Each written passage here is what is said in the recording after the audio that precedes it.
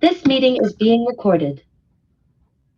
Hello, and welcome to today's workshop, Social Media, Tips and Tricks to Grow Your Social Following. My name is Lynn Gidluck, and I have the privilege of leading the Community Engagement and Research Center at the University of Regina. Before we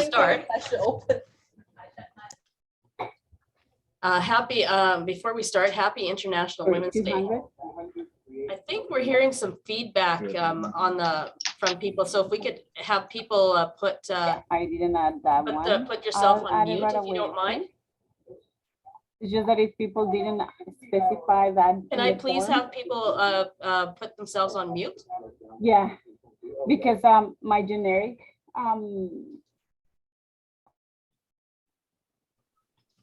Okay, I think now that we've got that settled, I'm so glad that you could join us here today for the first of 3 sessions in our spring 2022 Toolkit workshop series, the Digital Communications and Marketing. Please mark your calendars for Tuesday, March 29th, where you can learn about doing community mobilization and advocacy in an online environment. And on April 12th, you can learn about how to harness the power of Google.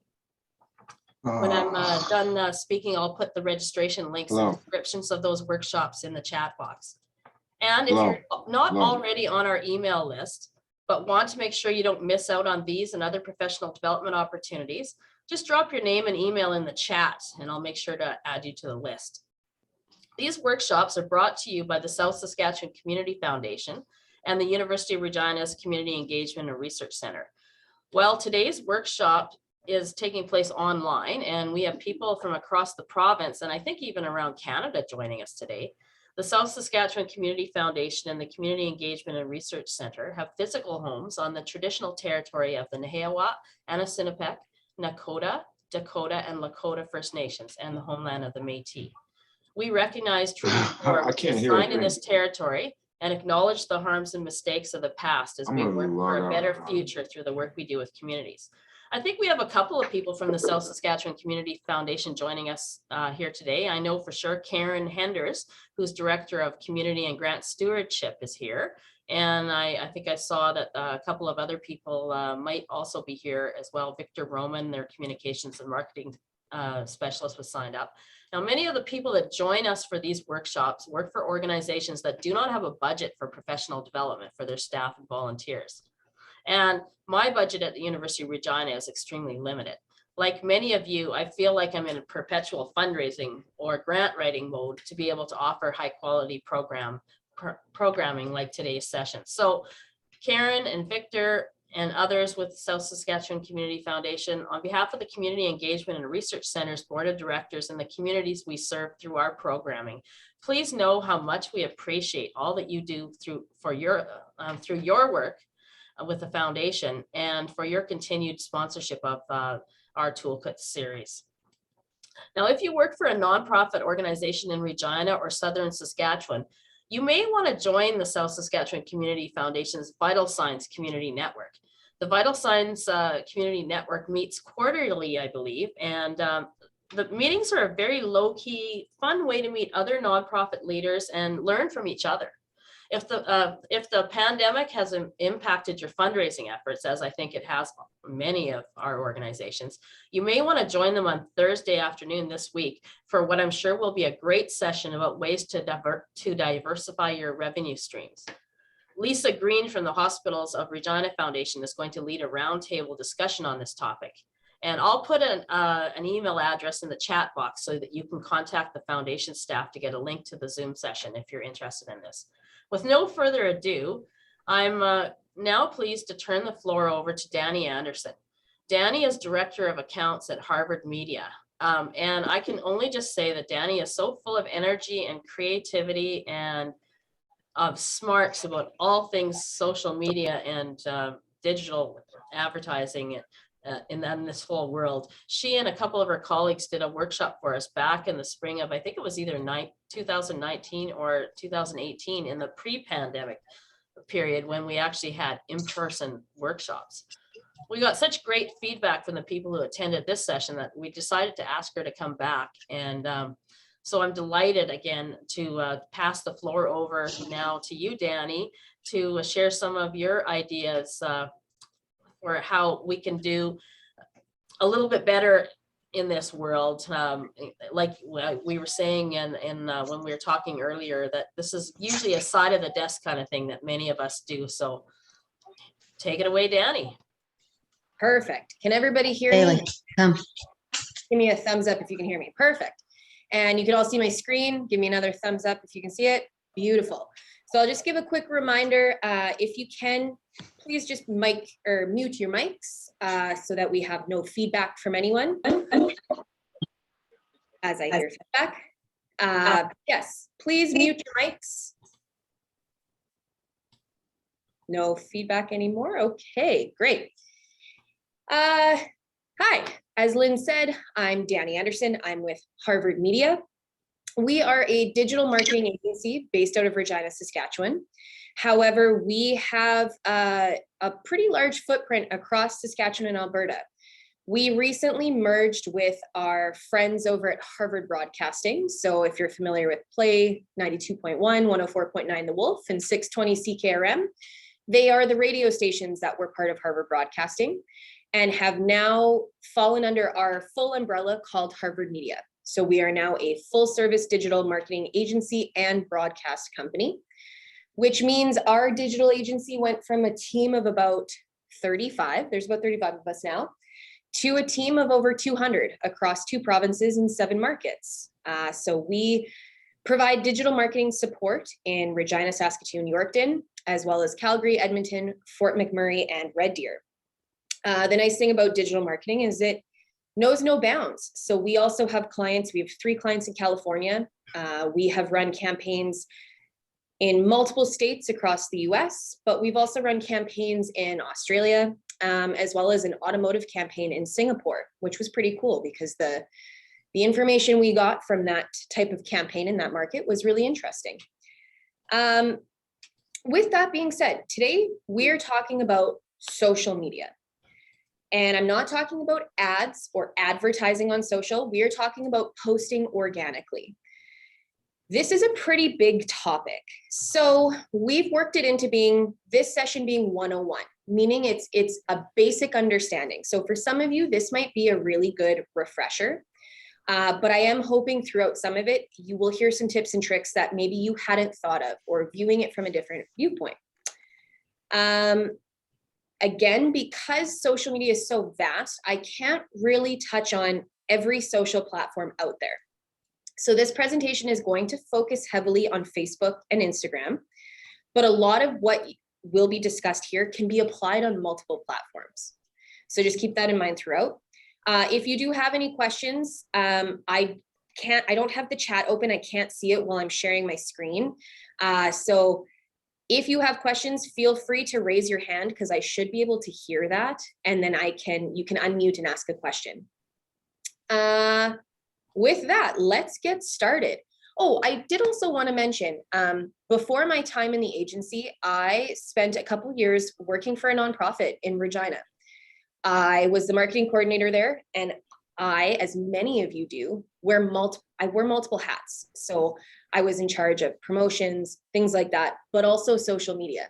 So I understand in your day-to-day, you are everything to everyone sometimes, and you're also needing to post on social. So I understand it, and I'm hoping that we can kind of walk through some strategies here that will help you balance your time a little bit better when it comes to posting on social. So with that being said, let's kick it off. I think in 2022, it's pretty obvious why social media is important.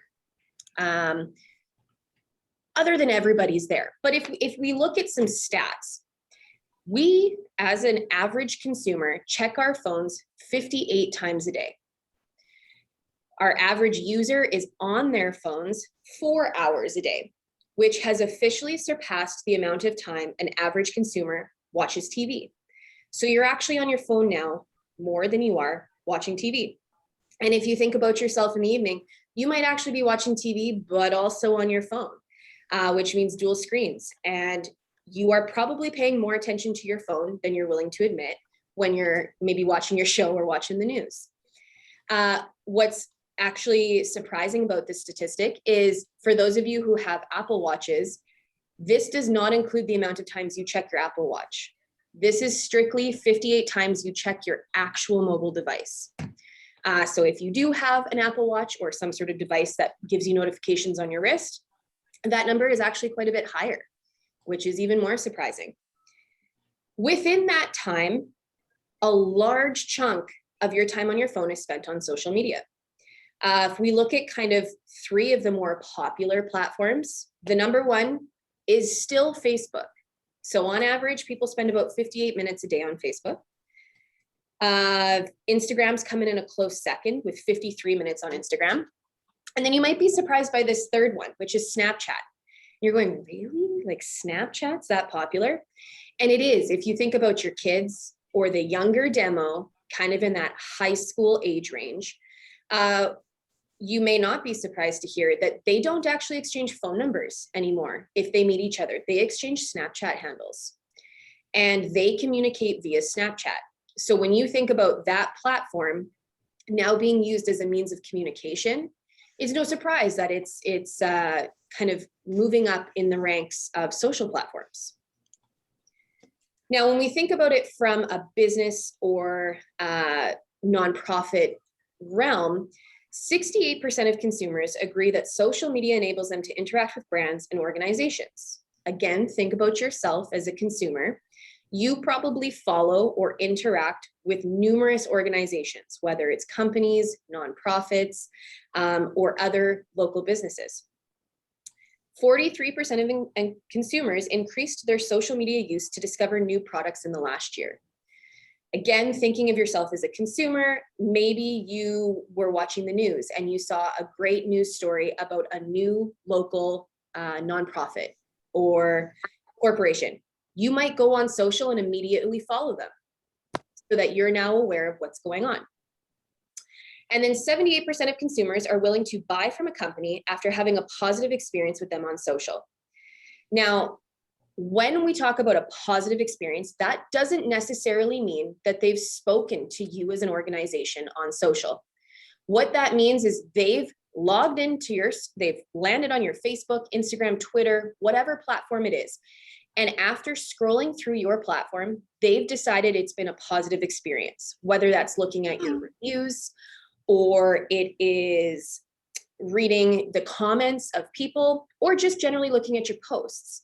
So if they interpret that as a positive experience, they will be more likely to take action with you, whether that is making a purchase or doing an online donation or even becoming a volunteer. Whatever your goal is, you're more likely to achieve that. And once again, I'm just going to ask everybody to mute themselves. I am hearing a little bit of feedback. Now, I think on this call, probably 100% of you with your organizations have a Facebook page. My guess is it's almost 100% of you. Now, if I ask that question again, how many of you have Facebook and Instagram? I think that number will drop slightly. And we might be going down to maybe 80 or 85% of you.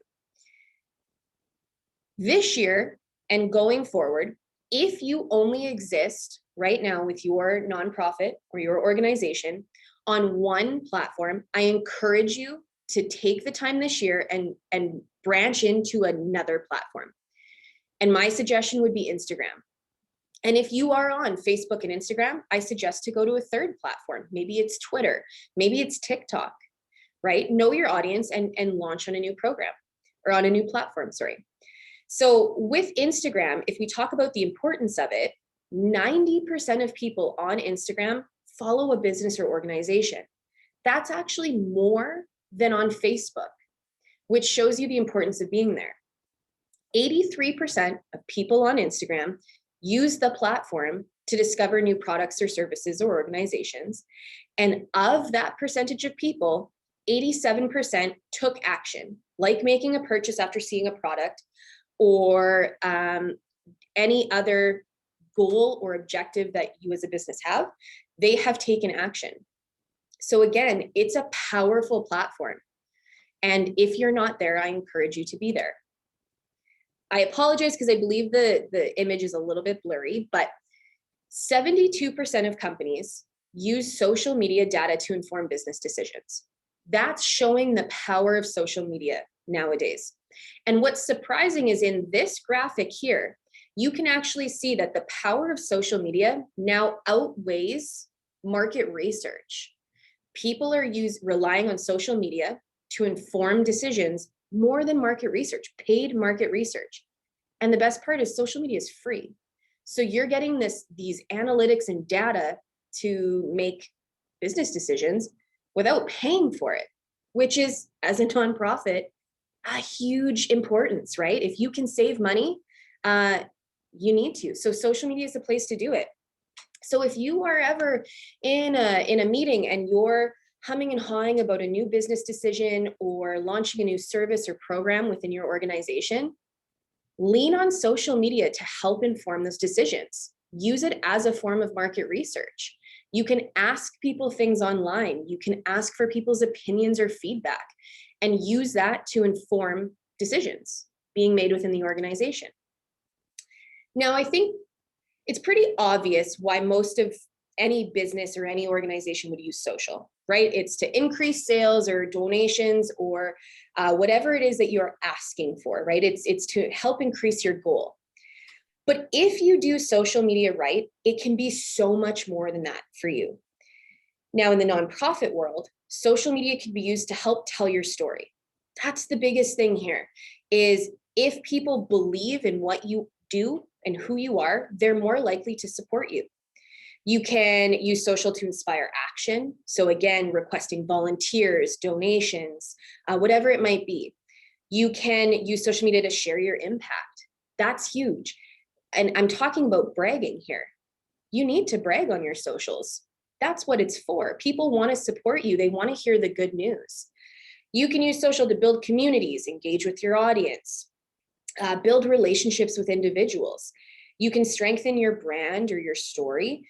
And lastly, you can humanize or personalize your brand or organization. This is really important in 2022. And if you're wondering how to stand out amongst the crowd, it's this last point here. When we talk about deciding as a consumer who you want to do business with or spend money with, right? If it's giving a donation or spending your time with, you're more likely to do it with a business or brand that is in line with your views. And we're not making decisions anymore based on products. We're actually making decisions based on who the business is and what they represent. So nowadays, you have to kind of lift the curtain and show behind the scenes. That's what people are expecting to see nowadays. So this means showcasing your staff. This means showcasing you, whether you're the executive director, the marketing coordinator, the social expert. Put a face behind the organization. Show your personality, because that's what people want nowadays. For the rest of this presentation and the rest of the year and going forward, I encourage you, when it comes to your social media platforms, stop thinking like an organization. Stop thinking like the business that you work for and start thinking like a consumer, right? You know your organization inside and out. And sometimes we go too far into that funnel and we forget about the consumer who might have never heard of you and they're landing on your Facebook page. What are they seeing as a first-time consumer? Are they able to answer the who, what, where, when, how questions pretty quickly on your page? So take a step back and you need to think like a consumer. Now, again, I think it's pretty obvious what the goals of social are, because the number one thing you're always looking for on social is to increase your reach, right? More likes and more followers. That's what we're here for, because the more people that follow your page, the more people you can reach with your message.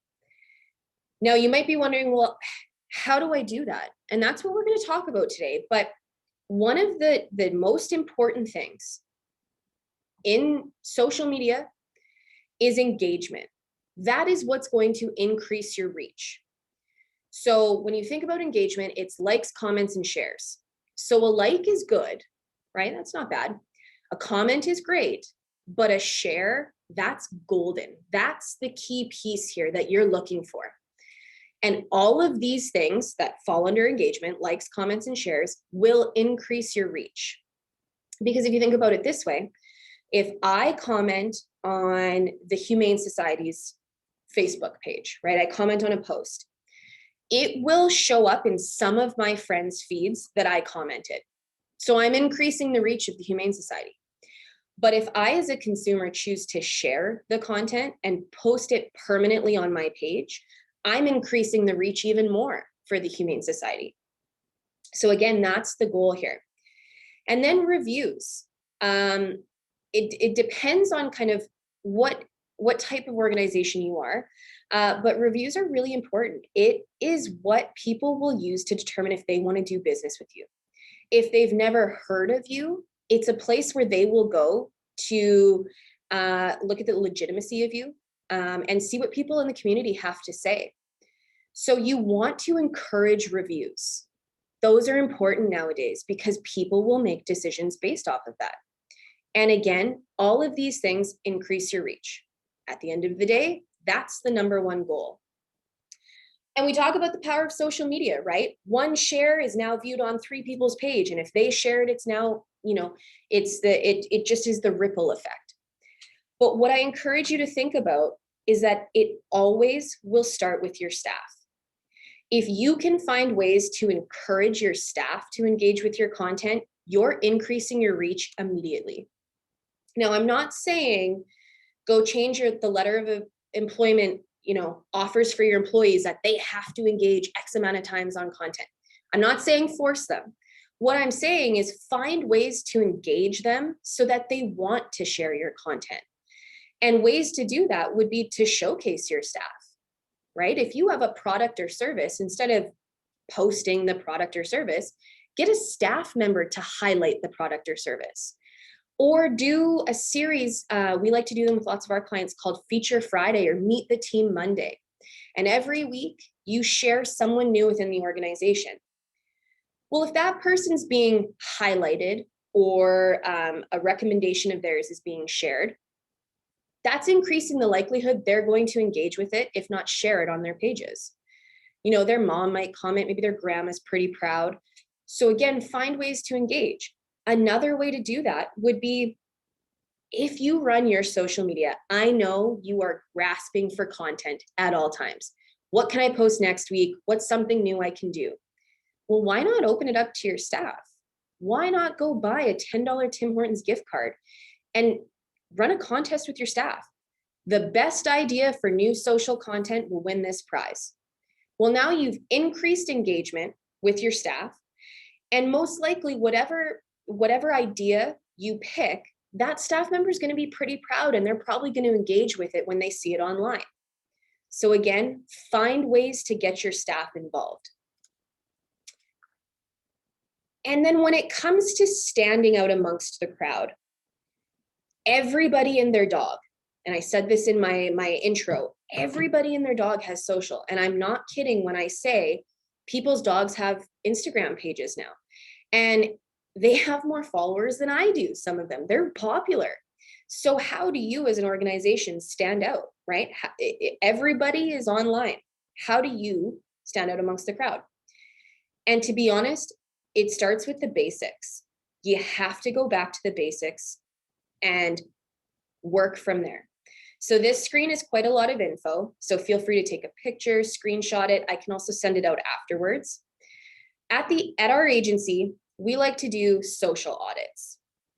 And I encourage you in 2022 at some point to audit your socials. And here's some checklists of how you can do this.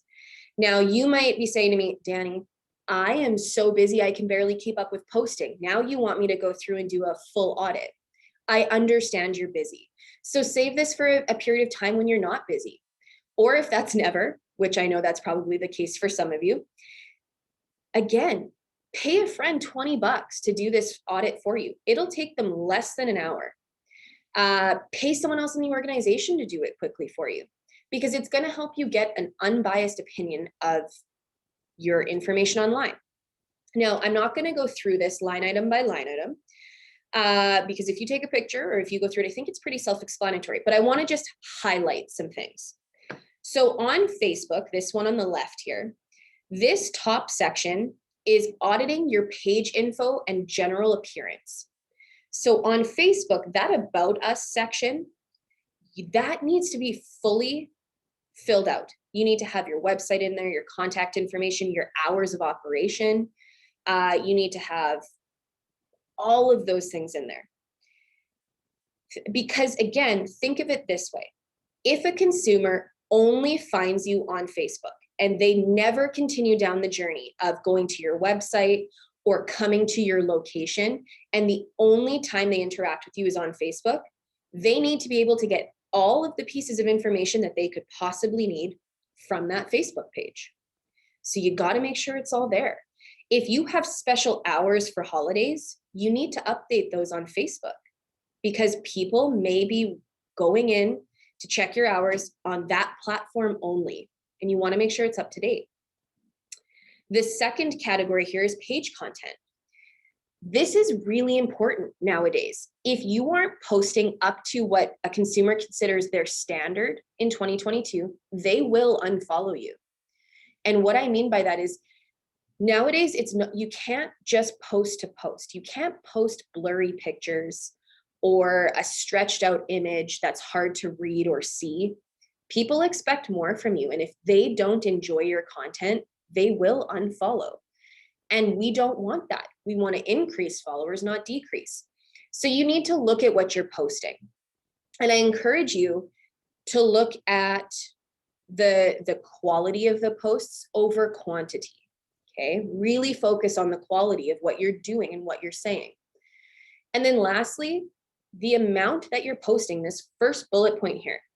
There's something in the social world that people are calling COVID casualties. And what that means, and it's not related to an individual, it's related to organizations and businesses. If they're not active on social, people land on their page and think, oh no, another COVID casualty, another business or organization that has closed due to COVID. So you need to be active on social, because that's a telltale that you are still there. That's what people are looking for, right? Again, think of the consumer who lands on your Facebook page, and if you haven't posted in a year, they might think that you're no longer operational. And they may not take the next step to call you or visit your website. They're just making a snap judgment based on your Facebook page. So you need to be relevant. And then lastly, what is almost most important is your post and your page engagement. Doesn't matter the industry, it doesn't matter the market that you're in.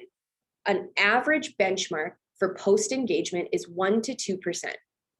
Now, to find your engagement, you can find the formulas online, but generally it's taking the number of followers that you have and dividing it by the average number of likes that you get on a post, and then timesing it by 100. That will get you your engagement rate. And if it's below 1 to 2%, then you need to alter what you're doing, because clearly your followers are not finding your content engaging, which is an issue, because if it's not engaging, you're not increasing your reach. So there's an area to focus on. And then on the right-hand side here, this is an audit for Instagram. Fairly similar, because the platforms, they're relatively similar, but there's a few differences here. The bio section is slightly smaller, but again, and one of the number one things we see, you need to make sure in your bio section on Instagram that you have your location listed. Because again, think of yourself as a consumer. If you've landed on a local business's page and they say local entrepreneur, well, that's great, but local where? Are you local to my market? Are you local to in Ontario? Like what are we talking about local here? So that is the number one thing you have to ensure, is you say where you are located. Then page content. The only difference here on Instagram that I want to highlight is Instagram often comes up with new features to their platform. So stories are a really popular feature on Instagram. And I didn't pull the stat and I apologize, but there is a large percentage of Instagram users who don't actually scroll through the news feed on Instagram. They only go through highlights and then they leave the platform. So as an organization or a business, if you're not in stories frequently and often, you're actually missing a huge chunk of people who use that platform. So you need to integrate that feature into your content. And lastly, Instagram's newest feature is Reels, right? Types of videos that are saved as Reels. And the benefit of using that feature is that Instagram, because it's new and they want that feature to succeed, they will actually favor it and push it out in the algorithm. It will do better because they want to encourage it to do better. So if you create a reel, you will see great numbers. And I encourage you to integrate that in. So if you do video content, start doing them as reels. And you will see some numbers that move. So again, that's the audits. You can do very similar audits to your Twitter, TikTok, all things like that. The number one thing you again want to focus on is that page engagement on the bottom, because that's going to tell you if you're doing a good job. Any questions before I move on? Okay.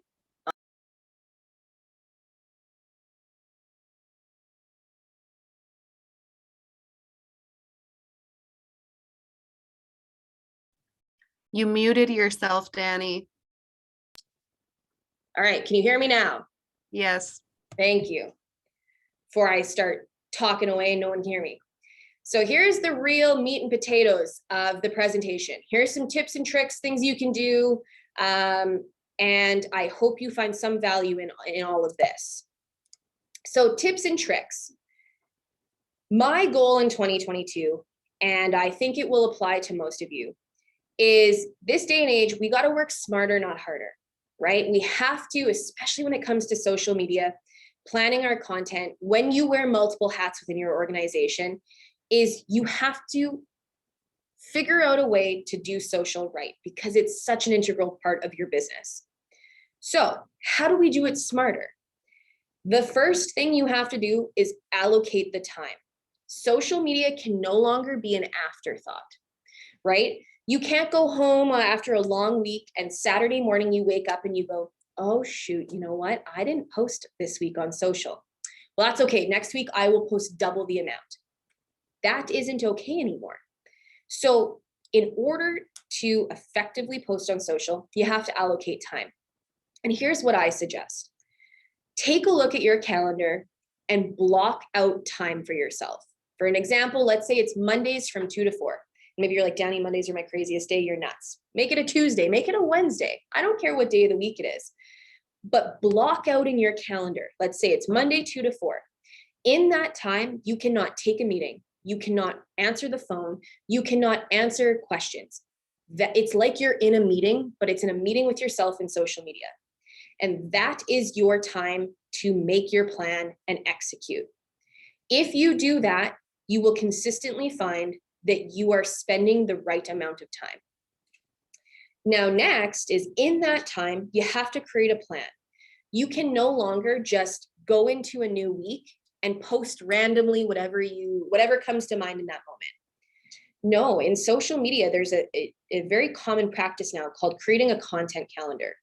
So quite literally mapping out a month and looking at the days of the week and mapping out exactly what you're going to post on those days. And I encourage you in these plans that you create, these content calendars, try integrating a series into it.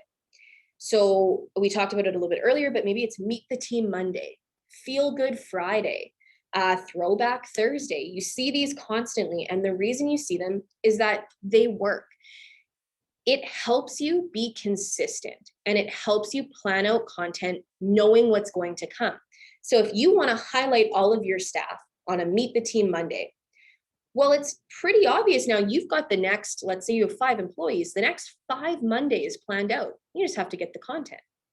So it's a great way to be consistent, hold yourself accountable, and have great content. Now, the next thing, we talked about quality, right? You kind of have to put your graphic designer hat on here. And you're going, oh boy, I don't know if I can. But you have to nowadays. People expect content that looks great. And what I've highlighted here is some platforms that can help you do that. Now, this top one, this is a paid program, and it's not for those who are what we would call a beginner level, like myself. Adobe Creative Suite is those programs like Photoshop, Illustrator. They're somewhat advanced programs if you're a beginner. So this program is if you have the skills or you have the want to learn, there's lots of YouTube videos you could watch. That program would be for you.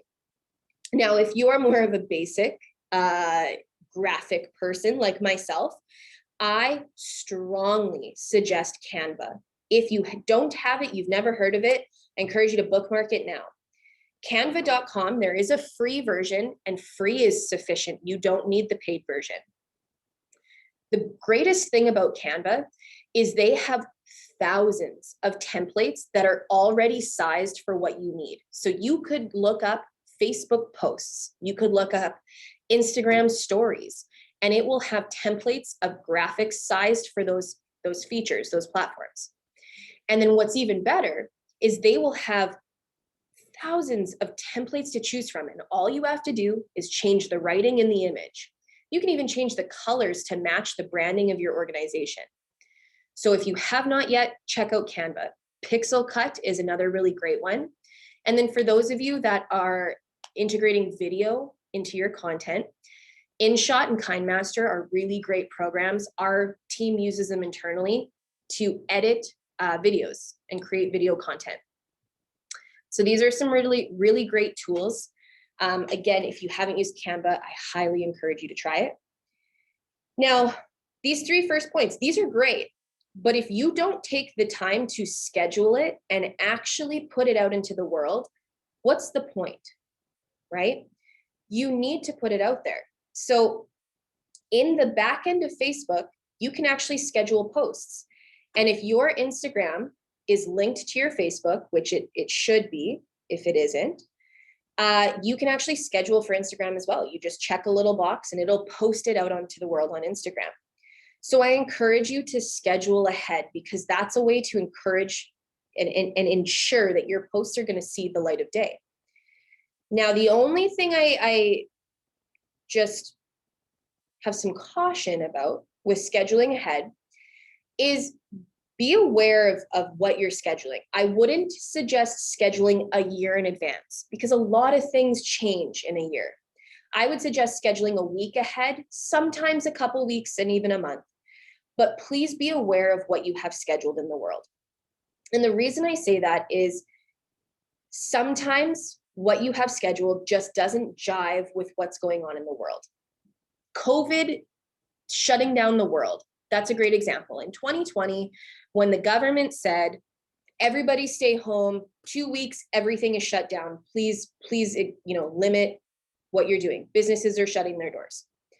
If you had a post scheduled for that weekend saying, we're having the biggest event you've ever seen, we're going to share popcorn, we have hot dogs to go around, and we're expecting thousands of people on location.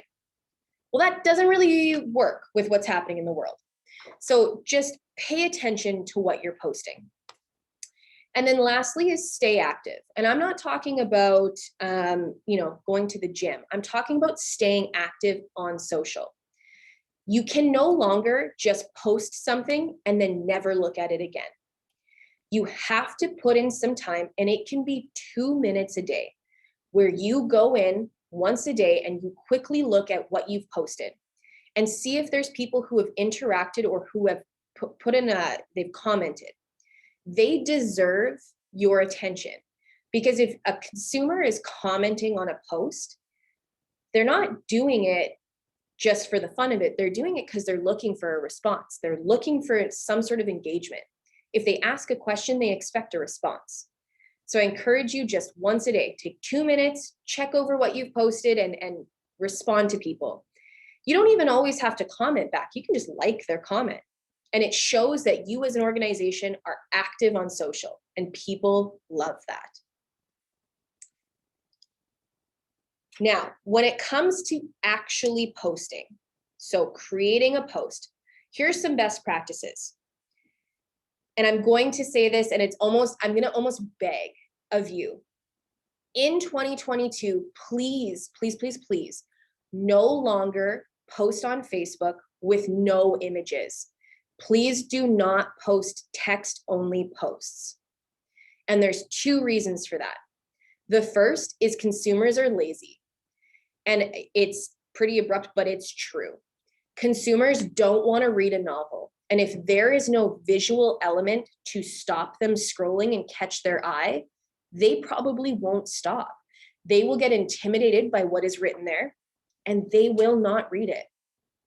So I encourage you to use images, videos to help get your message across.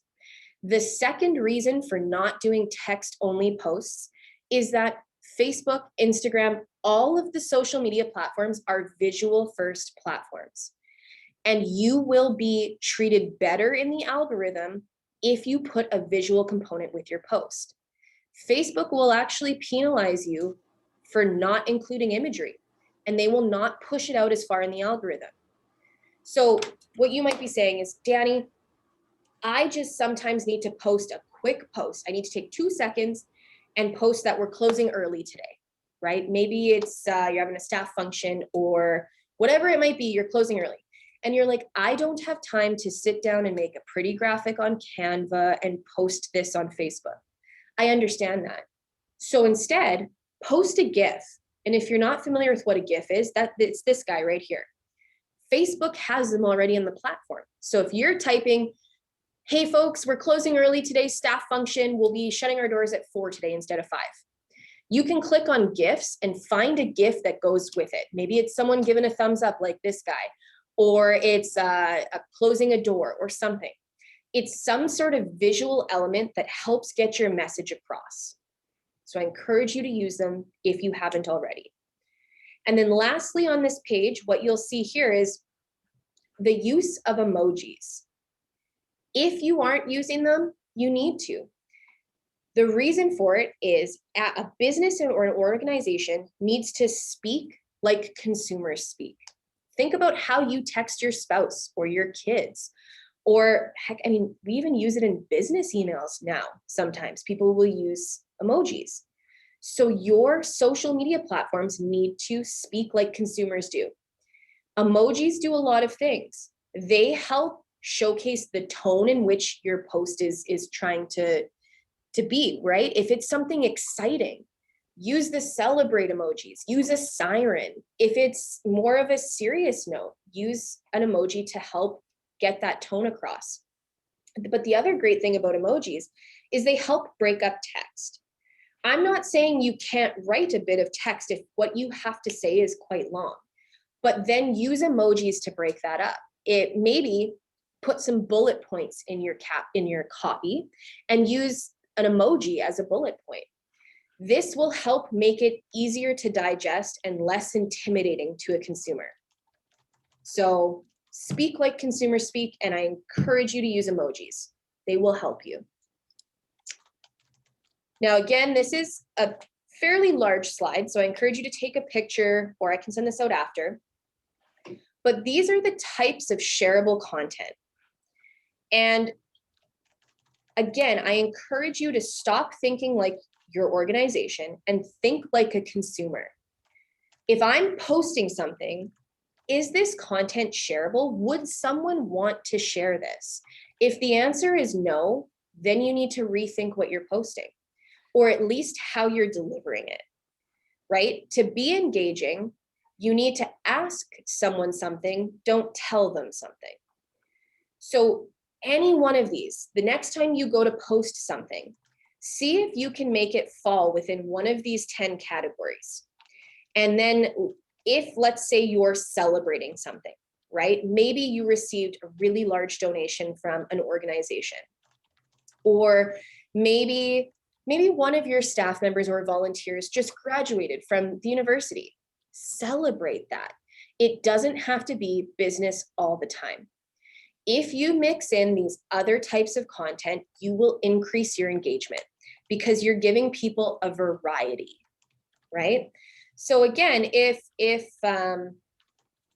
let's say one of your young summer students has graduated, celebrate that, post a picture and make it engaging, ask something. So maybe you say, any guesses what program they graduated from? And get people to start commenting. Or just say something like, give them your well wishes in the comments below. Something to encourage people to go to the comment section and leave something there. That will increase your reach. Again, think like a consumer.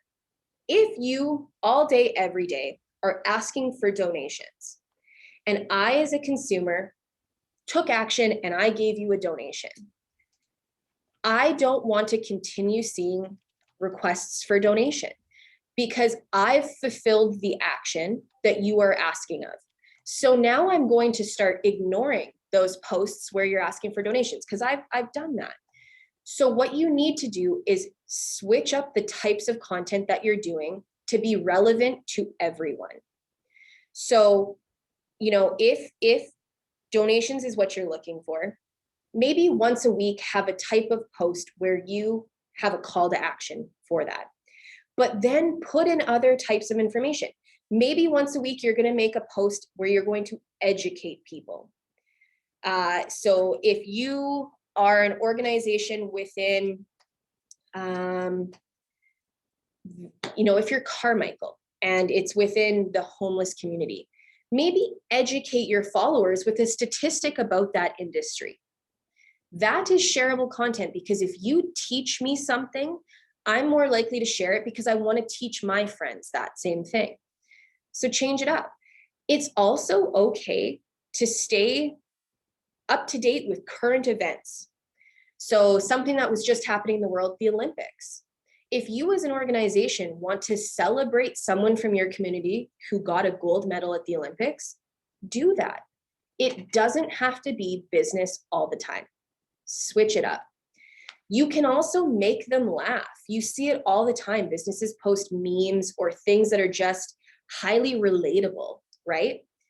People are more likely to comment, tag their friends, comment, haha, that made me laugh. And they'll tag their mom, check this out. So change it up.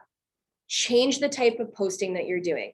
And again, look at your engagement rate. If it is low, try incorporating some of these more shareable types of content into your schedule and see if that makes a difference. I have an example here. So I this morning went to Carmichael's page and they have tons of reviews and they have some really, really heartwarming reviews, right? Some that just you read and to me, I haven't donated to Carmichael in a while, but reading these, it really spoke to me and it made me want to take action and do something. So as an organization, you should do something with those reviews, right? So in this case, what I did was here's a screenshot of a great review. What I then did quickly this morning is I went to Canva and I took that review and I made a graphic out of it. So I took the review, I paraphrased it. Well, I didn't paraphrase it. I copied and pasted it here and I put who it's from. Now, if you're in an organization or a line of work where maybe you don't want to highlight someone's name because it's maybe you just don't want to focus on that, you don't have to put their name. You can just put the quote and then turn it into a post. So again, you can say something like, we can never thank you enough for the kind words, but now ask people something or get them to take action. So leave a heart below in the comments if you agree. Something as simple as that is going to encourage people to comment and it's going to help increase your reach. So again, these reviews, it doesn't cost you anything to go take them and make posts out of them. People went out of their way to leave something positive about you. So use that to your advantage. It's a way to humbly brag about yourselves and the work that you do. Now, before I move on, I wanted to highlight some maybe like faux pas in the social industry, some things that people didn't do right, and we can laugh about it and learn from it. So this first one here on the right, this is Weber Grills, and this actually happened about a month ago, or maybe 2. Someone can correct me on the exact time. But this is in line with when we talk about scheduling things. So Weber Grills had to send out an apology because every week on Fridays, they send out a recipe of the week, right? And it's their communications coordinator probably has these mapped out for an entire year, right? Every Friday, what's the recipe? And they do an email blast and a social post to go out along with it. Now, unfortunately, the timing of this specific recipe of the week just didn't jive with what was going on in the world. And the reason for that is that Friday, the recipe was for meatloaf. And it just so happened to go out on the day that Meatloaf, the artist, passed away. And people really did not like that. And again, it's not that it was not made or done intentionally whatsoever. It was just a coincidence. And people, they were not impressed, and they had to publicly send out an apology. So again, just be aware of what's going on. You can see down here, McDonald's tweeted Black Friday. And clearly what this social person did here was they copy and pasted what was in their content calendar, which unfortunately was need copy and link. So it was an incomplete thought, right? And they put that out into the world. But then Wendy's, and if you're not familiar, Wendy's on Twitter, they are pretty epic on Twitter. They are funny. They really know how to capitalize on that platform. And they went and retweeted it. And they said, when the tweets are as broken as the ice cream machine. And as you can see, this went viral. All because the McDonald's person accidentally didn't do a completed tweet, right? And then lastly, this one's a little bit more serious, but this shows the importance of doing just a little bit of research before you post. And this has to do with hashtags. So DiGiorno Pizza here, they used the hashtag why I stayed. And they said you had pizza, right? Seems innocent enough. But then you can see later they had to send out an apology and that they should have, looked into what the hashtag was about before they used it. And the issue here was the hashtag they used, hashtag why I stayed, is a hashtag used by survivors or people that have dealt with abuse in relationships. And it is the hashtag why they stayed in abusive relationships. Clearly not the type of hashtag you want to use to promote pizza. So again, if that company would have used just 30 seconds to click on a hashtag and kind of look at the posts that were being used, they would have quickly realized that's probably not the hashtag to use. So again, just some things to see what other people have done and just ensure you don't do them. Now, before I move on, anybody want to break for questions? Anything, maybe even an example you've seen recently of a company doing something, a mistake on social that you want to highlight? There were a couple of questions in the chat, Dani. Sure. Do you want to read them to me? I just can't see the chat. I'm sorry. Sure. Okay. The first one, somebody was asking about demographics of some of these platforms. Great Keep question. in mind. Absolutely. Great question. That's the thing, is know your audience, right? And who you want to reach. Facebook skews older. So if you are looking for the more established crowd, kind of the millennials to boomers, that's a great platform. If you're looking to skew younger, Instagram does that for you. They skew a little bit younger. If you're looking for specifically millennials or people who are very active online, Twitter is your place. And then if you are looking to reach that younger demo, those up and coming that maybe they're not quite in your demo right now, but you want to become top of mind with them, you want them to be familiar with your organization, then TikTok is the place to be. That's the new platform. It generally skews quite young, but again, if you're hoping to reach that demo or just get your name out there, that is a place that you may want to try. Great question. Lynn, what else is there? Sherry had a question of, is there a general rule for the maximum amount of social activity? We are so busy and promoting so many things simultaneously. I've wondered if we're putting too many posts out there. That's a great question. There is no rule of thumb of too little or too many, but I'll give you an example, or kind of like a rule of thumb that we follow. I would say if you are open 7 days a week and you are active in the community 7 days a week, you could post 7 times a week, once a day. I would say don't go more than that. If you're posting 3 to 4 times a day, I think that's too much.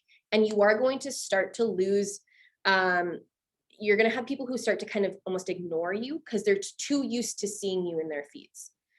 But on the other side of that, if you're thinking, well, I don't think I post enough, what is the minimum times I should post? My suggestion is you should not post less than twice a week. That should be your minimum. That should be your goal, twice a week. Great question. Any others, Lynn? No, I don't see any in the chat. Okay, we'll continue and keep the questions coming. So again, a quick reminder, think like a consumer. So going in, here's some ways to increase your reach. Here's some paid options. A really good thing to do nowadays is contesting or giveaways. You see them happen often, and there's a reason for it. This is a really quick way to increase your reach. Maybe reach out to an organization and a local business and see if they'll donate a prize to you. And they get the benefit because they get additional reach. They get the, the promotion that you're doing, but maybe it's a gift card to a local restaurant. And you ask people to like, share, and comment in order to win this gift card. You will see an immediate increase in your reach. So this is a great way to do it. Now, the bottom two here, boosting posts and running ads. Those are pretty obvious paid ways to increase your reach. But one that you might not have thought of, and I encourage you to venture into this realm, is working with influencers.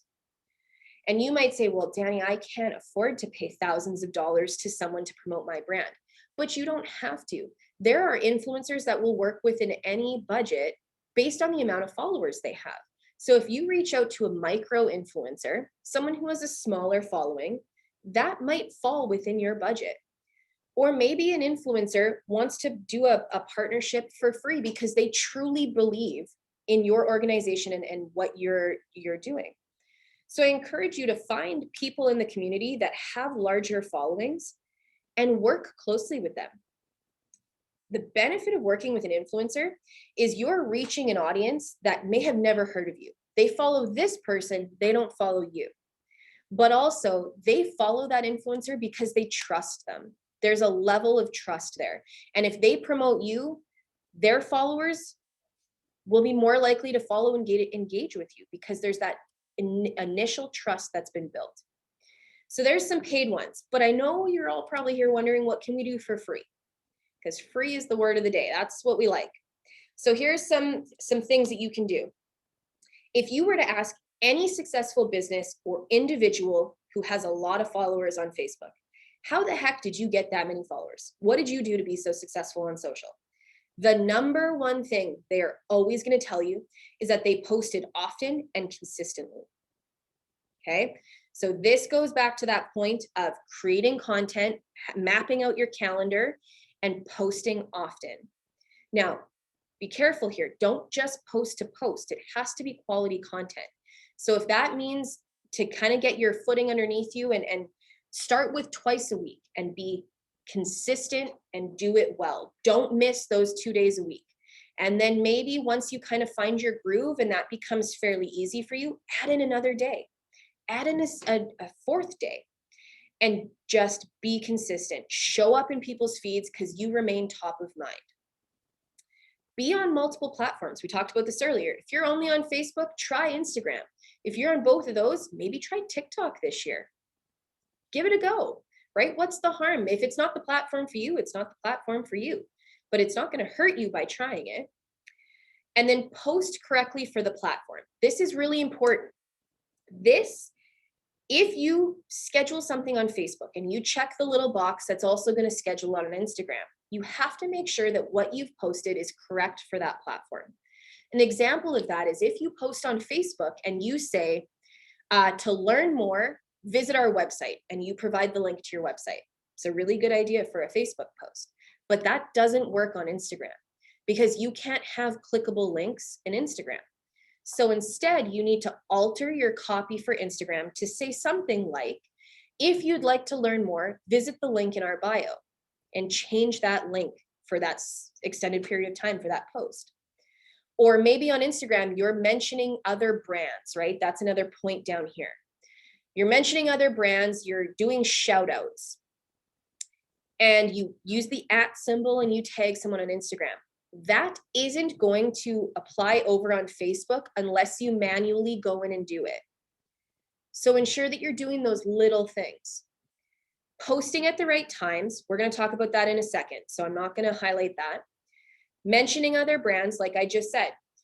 If you visit a local coffee shop every morning to grab your coffee, why not post about it on your Instagram story? It is not business related. It has nothing to do with your brand other than you're supporting someone else who's local. And maybe you ask something like, have you guys tried this coffee shop? What's your favorite order from here? And you may be thinking, Dani, what is the point? Why would I want to do that? The benefit here is if you mention another brand, you're increasing the likelihood that they're going to share that. People like being mentioned. Think about when someone mentions you, you might share it. So if the other brand shares it, you're now increasing your reach. You're being viewed by other people. And it's great for local to support local. Maybe you do a series where you showcase other nonprofits once a week. By doing that, you're increasing the likelihood that they're going to share your content and thank you for that. But you're also just becoming kind of that active advocate in your market, which is a good thing to be. Ask for engagement. We've talked about that. Ask, don't tell people things. Staying up to date with trends and platform features, we talked about that too. Utilizing those new the new features like Reels, super important. And then we talked about it with the example, but it is use hashtags where appropriate. So Instagram, hashtags work, Twitter, great thing. But just make sure you take that 5 seconds of research time to make sure it's the right one. If you're wondering what are good hashtags to use, your city's airport code, that's a really popular one. So in Regina, it would be hashtag YQR, right? People often follow that hashtag to find local businesses or organizations. Another really popular one during COVID, support local. Those types of things are really popular. Now, here's a really good slide because this is nonprofit specific. And this is the best times to post based on platforms. So I pulled the top 3 here, which is Facebook, Instagram, and then Twitter on the right. So the darker the box, the more popular of a time it is to post. And this is based on followers and when they're active on the platforms. And then the lighter it goes, the less likely it is that you'll have people following. And the reason this is important is if you post in these hot times, right? The times that people are active, you're more likely to start getting traction on your posts. And Facebook, Instagram, Twitter, all of those will reward you if they find that your posts are popular. If you post something and within hours, it has not one engagement, it will be filtered out of the algorithm. It's not going anywhere. But if you can post during these hot times, you're increasing that likelihood that it will be seen and it will be engaged with. So your best times across the board, it looks like are Wednesdays. Okay, so if you're not posting on a Wednesday in the nonprofit sector, you should be based on this information. And your best times are during the day, being active. The number one time that people are on their phones is lunchtime. They're scrolling on their lunch break, and that's when you want to be in their feed. Okay. Now, all of this is only so important if you review the data. We call this data-driven decisions. In that allotted time that you set aside to dedicate time to social media, a part of that time needs to be reviewing your insights and analytics. So going in the back end of those platforms, because it's great if you have all this new content that you want to post, but analyzing if it works or not, that's what's important. So going in and looking at your past month, seeing what was my most popular post, what had the most reach, what had the most comments, and then making decisions based on that. Okay, people liked this type of post. I'm going to try doing more of these. Or maybe you launched a series and you thought it was going to kill it. You're like, this kind of ticks all of those things Dani was talking about in her presentation, but it doesn't do well. Does it mean that the content wasn't good? Not necessarily. Before you scrap the idea, test a different time or day, right? You should always be testing things. So maybe you posted Meet the Team Monday and it didn't do well. Maybe try changing the series, and we saw Wednesdays are really popular. Try posting it on Wednesdays before you scrap the idea altogether. So again, analyze what you're doing and make decisions based on that. Don't just launch something because you think it's going to do great. There has been many times where I come up with a new idea for social and I'm like so excited because I'm like, this is gonna be so amazing, and it gets like 1 like. And I'm like, what is going on? Like, I thought this was prime content. You have to pay attention to the analytics. And sometimes, and I know this has probably happened to a lot of you, you post something just quickly, right? You didn't put any thought into it. You were like, I have to get something out here. You post it and it blows up and it does amazing. You're like, what is going on here? Analyze what's going on. What about that post? What would have made it done well? Was it the time of day that you posted it? Was it that maybe you used emojis and last time you did it? Like, analyze what you're doing and make decisions based off of that. And lastly, before I wrap up, and then we'll open it up to comments and having a discussion here, I want to talk about boosting posts. I know a lot of you probably don't have a very large marketing budget to work with every year. So maybe running digital ads just isn't quite feasible. Boosting posts is a great way to get more traction by spending a small amount of money. Now, in our viewpoint in the digital world, there's kind of 2 times that you should be using to boost posts, excuse me. The first is when you have something important you want to say and you just want to increase the reach, right? Maybe it's a new service that you're launching. It's an important memo you think is important to the community. Put some money behind that because you just want to increase how many people see it. But the second, and this is where remaining active after you post is important. If you post something and you're noticing it's starting to do really well, right? Maybe better than some of your other posts. Go in and put some money behind it to help accelerate it even further, because clearly whatever you posted is resonating well in the community. So throw $10 behind it and let it do its thing, right? It doesn't always have to be a big amount of money. Throw $10 and let it just marinate in the algorithm and do better. So those are times that you want to focus on boosting. And then the real question here is, how much should you spend and how long should you boost? And this isn't going to be what you want to hear, because the answer isn't black and white. It is gray. And like most things in digital, there is no one answer.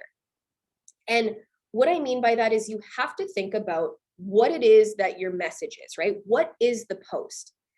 If you, again, I'm going to use Carmichael. I follow them. I'm pretty active with working with them, so I'm familiar with that. But if Carmichael is in need, desperate need of a donation that day, right? Maybe they are short on a specific food item, or it's winter and they need winter jackets today.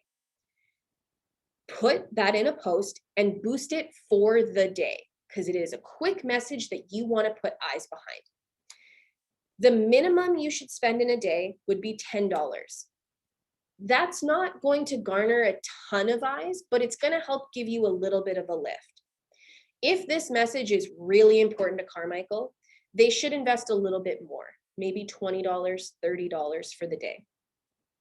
Now on the flip side is maybe you have a post and it's a new service that you're announcing.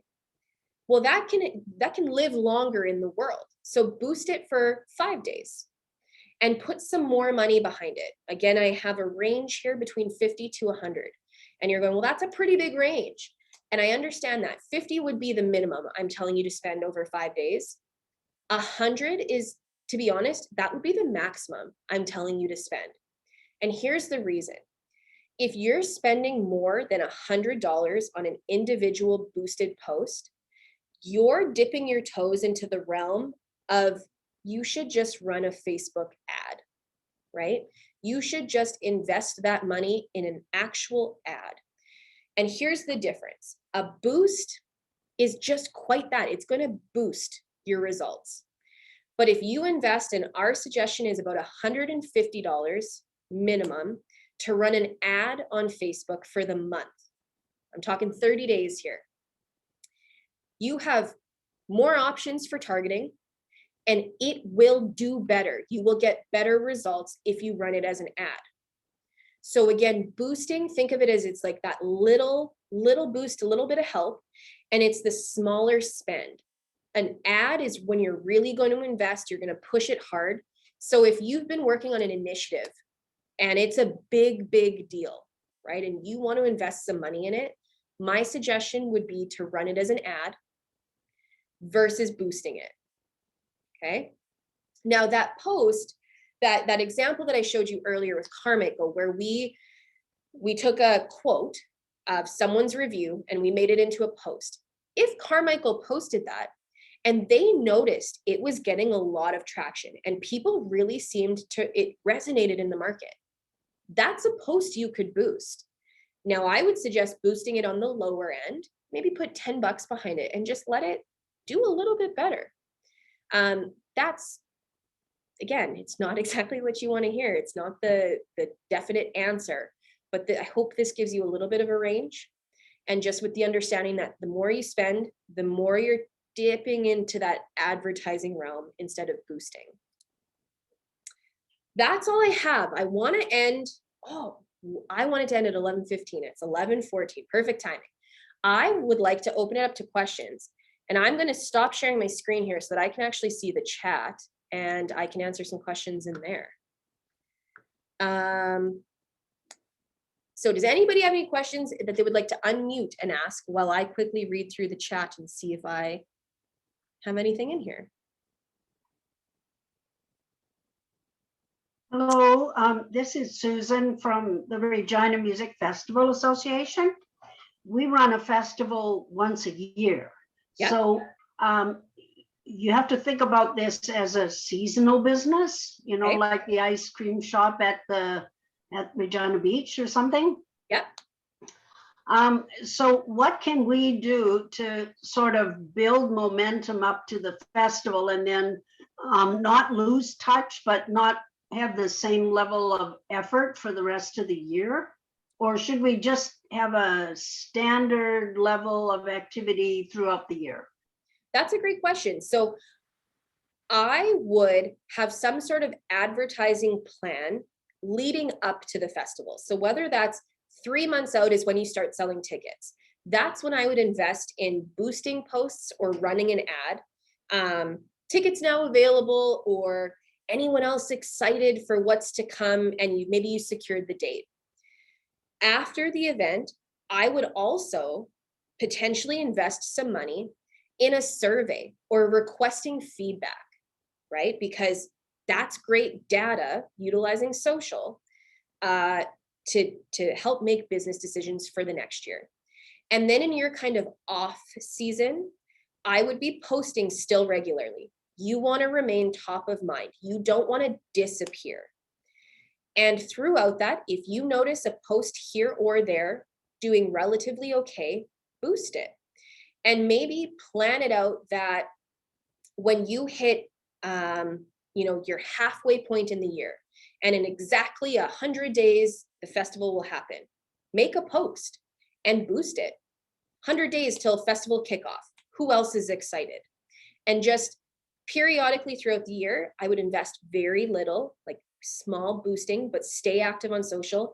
And then in and around the event, that's when you should be going harder, posting more often, and potentially investing some dollars. Hope that helps. Perfect. Now I'm looking through the chat, and the one thing I do want to mention, this is, and I'm just going to mention it. It doesn't really have to relate to social, but it's a really great tip if you haven't heard of it. There is a website called TechSoup, and I will type it right now in the chat. TechSoup. This website is a website specifically for nonprofits, and it offers you tech programs or softwares at a discounted rate. So your Microsoft programs or any other paid program that you need to run your business, if it's a partner with TechSoup and you become a registered nonprofit with TechSoup, so you just prove that you're a nonprofit to TechSoup, you will be able to get these programs at a discounted rate. And the other benefit of that, and I believe this, I think when I saw that you guys have another session with a woman talking about Google, she's probably going to cover this, but I'll just mention it just in case. Google search ads, they have a nonprofit program, and you can get up to $10,000 worth of Google search ad money, like free money, to run search ads. Now, to be clear, this is only Google search. This does not apply to social that we just talked about or any other platform. But in order to apply for Google Nonprofit, you need to be registered with TechSoup, because that's what they're going to ask you for, is your TechSoup number and proof of registration with TechSoup. And then you can run Google Nonprofit search ads. I see a question right now from Paul. Where did you get the data on best time to post? Is that something we can find? Absolutely. It is from a really, really, really great resource online called Sprout Social. It's an online social tool that you can use, but they write really great blogs. We use it often to find stats or information. And those screenshots that I had of best times to post was created by Sprout Social. So highly, I will type it, Sprout Social. I am looking for, just to make sure, any other questions. We answered those. Anybody else with other questions? Anything maybe you need more clarity on that I can help answer? Dani, there's a couple things in the chat. I saw somebody asked about link trees, and there was another person talking about fighting suppressed posts. Yeah. The great world of social. So when it comes to Linktree accounts, I would only suggest getting a Linktree account if you often are promoting things that aren't just on your website, so other websites. Because Linktree, think of it as like a little landing page where you can list a bunch of different links out to different things. So maybe, you know, maybe you are a third party that promotes other brands or companies. A Linktree account would be really great. But if you are mainly trying to drive traffic just to your website, a Linktree account isn't really needed. People who use Linktree accounts often are influencers, right? Because maybe this week they're promoting X brand, and the next week they're promoting their outfit, and then the following week is another brand, and they need a place to keep all of those links. That's the benefit of Linktree. And then suppress posts, or maybe posts that aren't doing well. That's a hard one, and it's a battle that will always be ongoing with social platforms. The people can report your posts. So if they find it inappropriate or they find it doesn't abide by the rules or guidelines, they can report it. And there isn't much you can do as a business other than try to fight it. And sometimes you will win and sometimes you will not. So my suggestion is if you are finding that a lot of your posts are being penalized by the program or by the platform, sorry, is to read through the guidelines and read through the reasoning as to why you're being kind of punished by the platform, and see where it is that they're flagging you and try to work around that. You know, maybe if it's the type of imagery that you're posting, they're finding it's not suitable for all audiences, whatever the rule might be, then you need to just try to find a different way to post it, which if it is imagery, maybe you need to put an image first that says, you know, trigger warning, sensitive imagery next, and then maybe you won't get flagged. But it's just, I guess, trying to get creative around what you're being flagged for. Great question. Can we use Linktree accounts to promote our sponsors and donors? My gut reaction to that would be no. I think to promote your donors and sponsors, the better place to do that is your website. Because I think from my company as where we would want to be mentioned, we would want to live on that organization's website. You're going to get more traffic there than a Linktree account ever would. So I, as a sponsor, would find more benefit living on your website than on a third-party website. I hope that helps. You mentioned contests. Are there any rules, guidelines that you need to follow when you do these? That is a really great question. Yes, there are rules and you can find them on Facebook. And technically, the rule is you cannot ask someone to share your content in exchange for an entry to a contest. So technically, all of the contests you see on Facebook are not really allowed. But here's the workaround.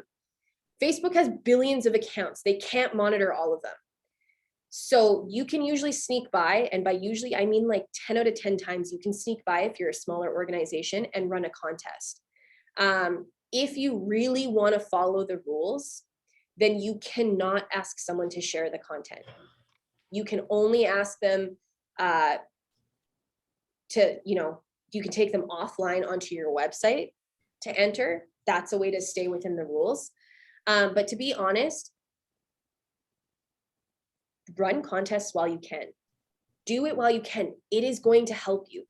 You know, you'll see people do things like this contest is not sponsored or brought to you in partnership with Instagram or Facebook. That's another way to kind of work your way around it. Because that's all Instagram and Facebook wants, is they don't want to be affiliated with it in any way. So those are kind of some ways that you can work around it with contesting.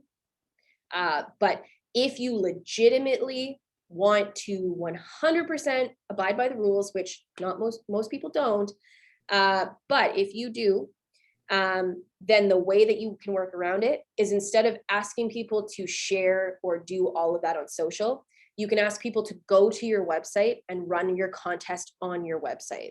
You know, go here and enter on our website. That is not breaking any rules whatsoever. So Dani, if we have a contest or a giveaway and in order to be entered into it, we don't require a share, but rather just comment below, is that okay? Yes, that would be allowed. Okay, we already do that because with like privacy, it's hard to tell who's shared things anyway. Yes. But it's kind of like a double entendre because you've stated that sharing is actually the best way, one of the best ways to get engagement, and you know, for obvious reasons, like you said, but then but then you can actually see if someone shared it because of privacy. And for the contests and the giveaways, we're not supposed to use sharing.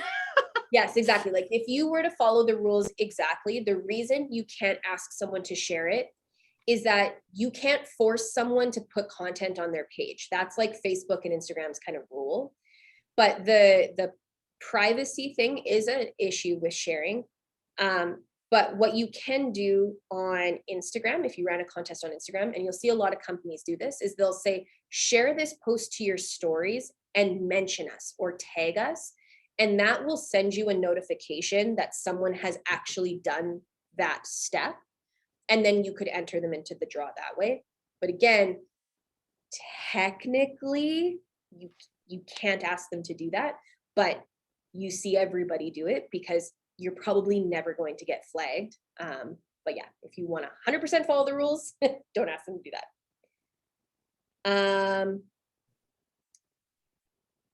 So there is a question with Instagram. I know our audience is there, but given it is more of a visual platform and we don't have great visual photo content, what do you recommend? So on Instagram, in that case, it might be beneficial to utilize stories a little bit more because that's where you can get some engagement. So ask people questions, run polls, things like that. And if you find that your content isn't super visual, you can do similar things to what I did. Is you can take words and put them on a graphic to make that visual. So that example where Carmichael, we took that review, that would be a way to take writing or things that aren't visual and turning it into a visual component to go with it. That might help a little bit.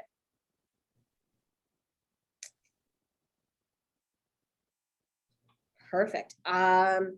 Any other questions before I let you guys go? Dani, there were a couple of comments in the chat. Robert is wanting to have some suggestions for how he can promote a forthcoming podcast that he's wanting to create. Absolutely. If you're launching a podcast, the #1 place is to create a Facebook page for it and an Instagram page. Start posting on there. You can start boosting a little bit with a smaller budget. But something else you might want to keep in mind is where you're going to be hosting that podcast. You might want to run an ad on Spotify because people could actually, if you can provide it on Spotify, they can listen to your podcast there. You could play an audio clip from your podcast as an ad on Spotify. But you can do the same thing on Facebook and Instagram. Is you want to get the word out there. So posting often and posting clips or highlights from your podcast, and making sure that you make the link to being able to listen to your podcast easily accessible on Instagram, Facebook, or any other platform that you want to use. And there was one comment, I know we could do a complete session in itself, Dani, on LinkedIn, but Roman, I think, or Victor, I think, had a question about or Paul had thoughts on your just 30-second thoughts on LinkedIn. Absolutely. LinkedIn is a great place. And I didn't really cover this, I guess I should have, but I encourage you to cross-post the same content on multiple platforms. You will hear some people say, absolutely don't do that. You need unique content on every platform. I 100% disagree with that.